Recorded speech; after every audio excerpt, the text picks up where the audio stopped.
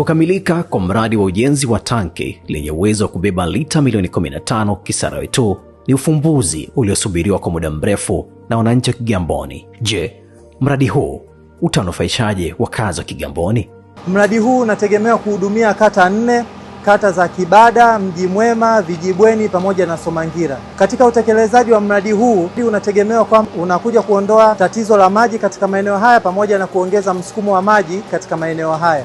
Dhamira ya Mheshimiwa Rais Dr. Samia Suluhu Hassan kumtoa mama ndoo kichwani inazidi kutimia, si kwa maneno tu bali vitendo, na pia kutambua tofauti wa kiuwezo wa wananchi.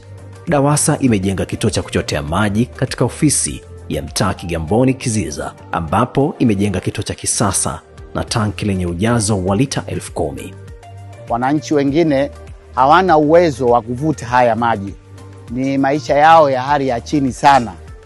Kwa hiyo mradi huu waliouleta hapa katika mtaa wetu, katika ofisi yetu ya mtaa wa Kiziza, utawasaidia wale wananchi ambao kwamba hawana uwezo kabisa wa kuyavuta haya maji, basi watapata huduma hiyo katika mradi huu walioleta hapa.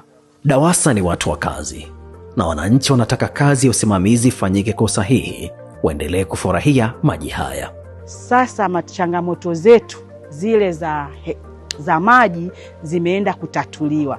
Hivyo tunaomba wale ambao watakuwa wasimamizi wa huo mradi wausimamie kwa umakini, kwa kujua umuhimu wa huo mradi na kusiwe na kona nyingi, ili kuweza kuwasaidia wananchi wote wa eneo husika, hata maeneo ya majirani zetu, tuweze kufaidika kupitia huu mradi wa DAWASA.